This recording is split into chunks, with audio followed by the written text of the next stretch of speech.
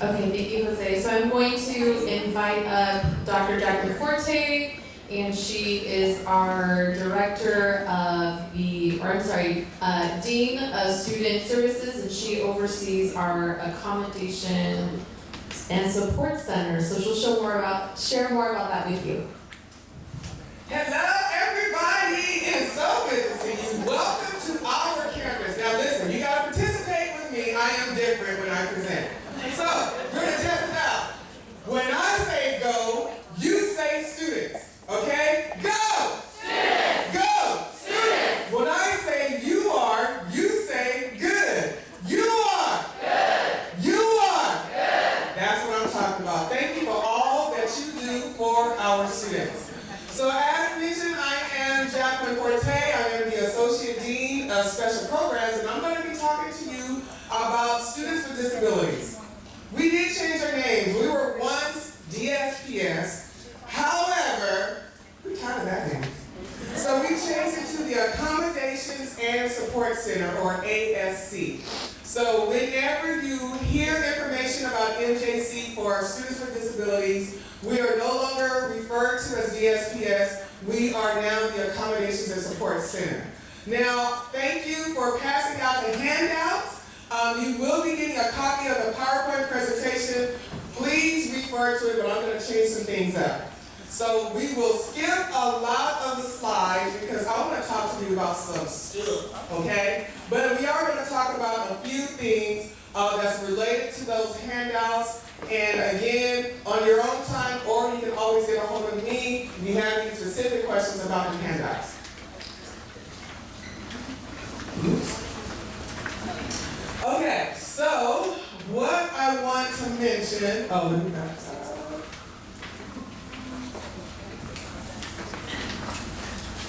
I gave the welcome, I felt a little too much.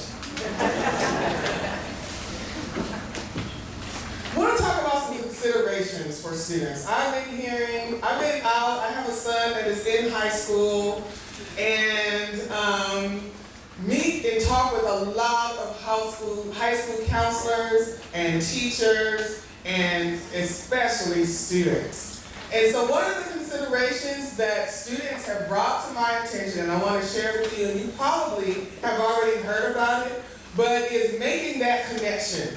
So ever since COVID kind of took over our lives, there was a different way that we had to communicate.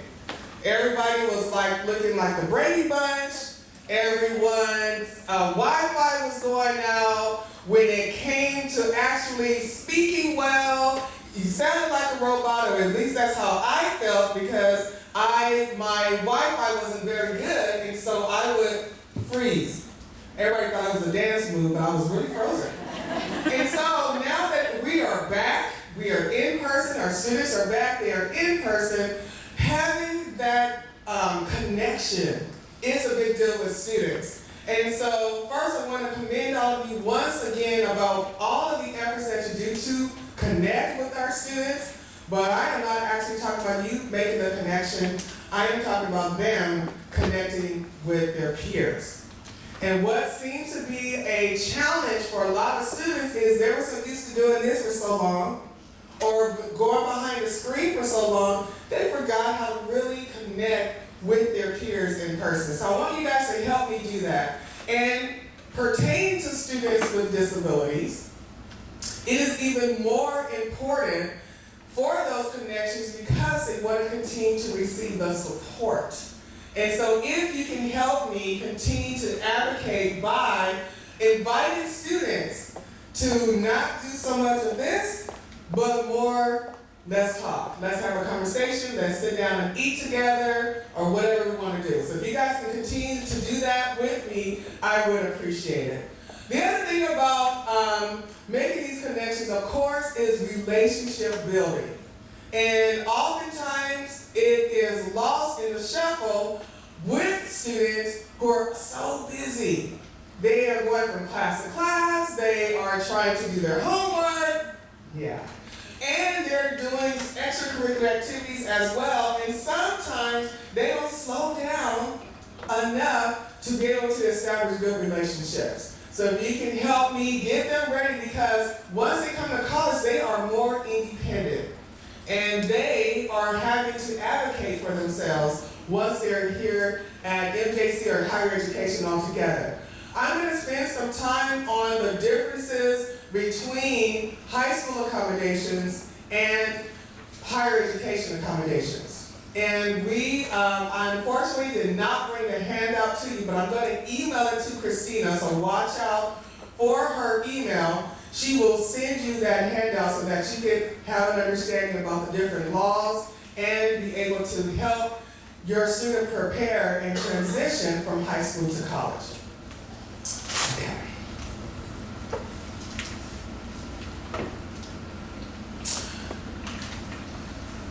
Because we are now living in the age where we are able to provide services in person, we are able to offer qualified or great quality services online.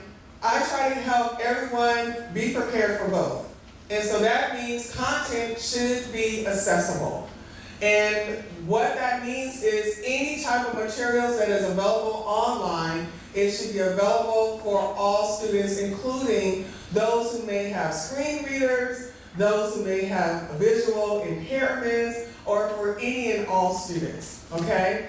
And so with that said, there are a number of different tools that you are able to access to make sure content is available online. And no, I do not know how to keep still, so that is why I'm walking around, okay? One quick reminder, the stigma, unfortunately, is still there. When it comes to students with disabilities, people still trip. So I am counting on you to still help me help everyone understand that students with disabilities are students. The disability is just a little part, but it's not the emphasis and it's not the focus, and we don't want to harp on that. With that said, there are accommodations that students can qualify for, and we're going to get into that a little bit more, but one main point that I want to drive home to you is that students, in order for them to receive accommodations in college, they must apply with a verification of their disability. And it cannot be done for them. So we don't do it, the Yosemite Community College District will not do it. Students will have to have that information. IEP, 504 plans, those work, other documentation will work. So really quickly, this is the law that we follow. We do not follow IDEA. Instead, we do follow ADA. And again, I'm going to tell you a little bit more about that later.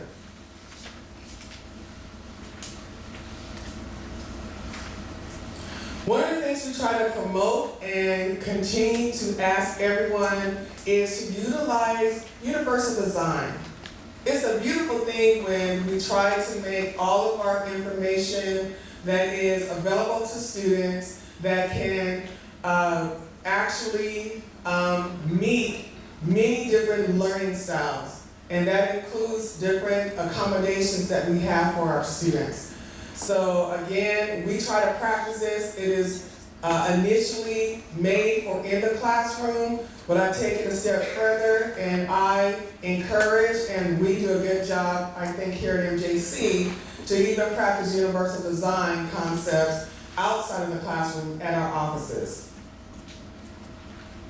And here is why. It's equitable, it's flexible, simple, because we try to simplify process, we try to simplify wording, and we do what we can so that it's easy to navigate and understand, whether it's material that's a hard copy or information that is available on the website. We learn from students, and so we want to hear suggestions and recommendations from our students so that whatever information we are delivering to them, that is something that is of use. Uh-oh. Who is that in the pink top? I don't know. Somebody can go talk to her. All right, I will play this video. It is so funny, but I'm going to summarize this video instead of playing it. This is about a person who was talking on the telephone. And as she was talking on the telephone, she had this laugh. And it was kind of like, ah! And people were in the hallway waiting to be seen, and every now and again you hear this, ah! And finally, after about the 5th or 6th time, the person that's sitting across from this lady grabs her cell phone, throws it on the floor and steps on it and says, ah! And all of that to say stress is very real. And sometimes when we are stressed out, or especially our students are stressed out, they don't always make good decisions, and certainly we may even see some changes in behavior. So for a really quick minute here, I want to talk about some behaviors that could indicate stressful times for students, and probably us too. So one is looking for signs of being irritable. So not smiling, not really wanting to hear what you're having to say, have a tendency of being a little aggressive, not really being understanding and sharp with different responses. And finally, they just decide to stop coming to see you. They're usually always meeting with you, show up on time, and now there is more frequent absenteeism. And the worst, of course, is self-harm. All of these are signs that students may be in trouble. And students who may have anxiety as a disability, this could easily become a more serious problem, maybe even faster. So there's some things that we can do to try to be proactive so that students won't even get to a place by themselves and they begin to be a little more reclusive. So one of the things is we want to encourage students. Not necessarily, that doesn't mean to not correct them and tell them when they are wrong, but what I'm saying is let's have them remember and hear from us all the good qualities they have to offer, all the strengths that they bring. And as we continue to do this, it may make whatever trial they're going through that much easier, because now they're seeing that you believe in them. And then alert students to resources, including the Accommodations and Support Center at MJC, so that when they, or by the time they transfer, or excuse me, by the time they attend MJC, they will already be familiar with our program. So Leticia Castillo, can't even say her name, Leticia Castillo is the contact person who visits your school sites and will be the one to also help students transition, get their paperwork completed so that they'll be ready to go once they're here, okay? So the very first thing, students cannot participate in ASC until they are an MJC student first. And we have about a week turnaround period. Once we receive their complete application that includes their verification of disability, it takes about a week, more time than not is less, before they actually can start benefiting from accommodation services. Here are categories for eligibility. Pretty much any kind of documented, diagnosable disability we can accommodate. High blood pressure, no problem. Seizures, got you covered. Learning disability, not an issue. Broke your leg, now we got a problem, no. Seriously? Even for a broken leg. So we have all of these categories, and whatever category is not listed here, the one category that everything will fit in is other. So if it's not named as an isolated eligibility criteria, we do have the category other to be sure to provide appropriate accommodations. Part of the process is meeting with an accommodations and support center counselor because they do an interactive interview with the student for at least an hour.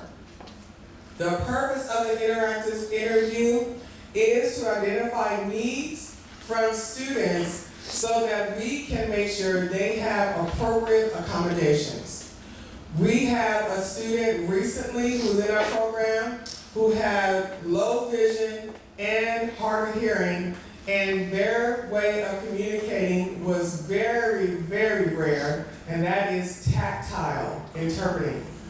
So this part of your forearm, very sensitive, and is a way to communicate with some students.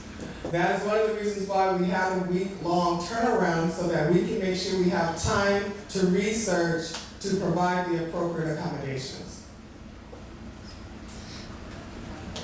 And here are some of our team members. And really quickly, I have a few minutes. I'm going to keep this slide here.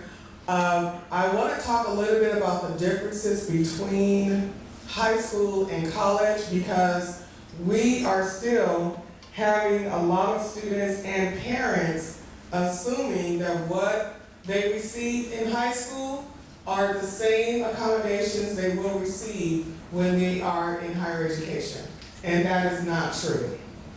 We try our best, but there are some differences. The main difference is the law. I mentioned earlier that the Individual for Disabilities Education Act is what K-12 uses. Higher education uses the American with Disabilities Act. And what's the difference between the two sets of laws? I did, and a quick summary is more or less about success. They can change curriculum. Students don't have to take the same exams as other students. Different accommodations that centers around curriculum is an example that is a difference that IDEA can allow to occur. ADA is more about access. You have the opportunity to learn. You have the opportunity to do well on your exams, and we can provide accommodations such as longer test time to help you achieve those goals. But you still have to answer the same exact questions, the same number of questions as your other peers in the class. The other is K-12 tends to find students who may benefit from different accommodations. In college, students have to advocate that they need the accommodations. So they would have to come to our office, identify interests, and at that point, once we have a verification of their disability, we will continue with the process to offer accommodations. The other thing is oftentimes parents are able to advocate for students, make decisions on behalf of the students, and actually the schools and parents work very, very closely. And in higher education, though we do encourage parents to continue to advocate, they can't do it without the student's consent.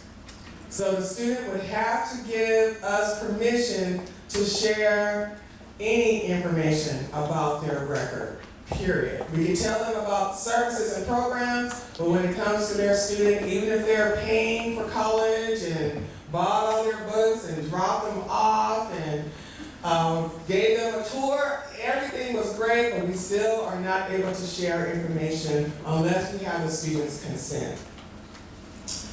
The other is that when it comes to advocating for their needs, even for our testing services, alternate media services that might include some tools such as enlarged text.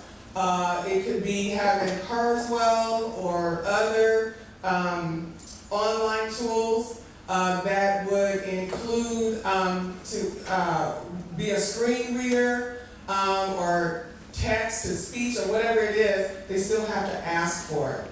And it's important for them to do so when they are participating in the interactive interview with counselors, okay? So in a very brief summary, those are the main differences. We do not offer personal aids. We do work with the Department of Education, so if students are in need of a personal aid, we can provide that. Another quick little note is there was a lot of questions I'm hearing from the field in regards to service animals. What qualifies? A service animal is a trained dog or a pigeon. No, it's a miniature horse. Miniature horses and trained dogs are allowed, but the handler must be able to control the animal. And ADA will always support the student who may need these support animals because of whatever disability they have. It doesn't matter if you don't like dogs because you were bit when you were young or if you are afraid. What does matter is that if you have a document from a doctor that says maybe you have allergies to the animal, arrangements will be made to make sure you are accommodated, but the removal of the animal is not going to be allowed unless they're out of control. How can you verify? You want to verify by asking the question, what job or service do you provide? And if they say anything like, they make me feel good, I'm feeling calm, they help me to not be nervous, that is an emotional support animal, not a service animal. But if they say, hey, they let me know when I'm about to have a seizure, they pick up my keys when I drop them, those are jobs that are specific to help the handler. Okay? So again, the information will be emailed you from Christina, so please look out for that. That concludes my presentation. Thank you so much. I appreciate you.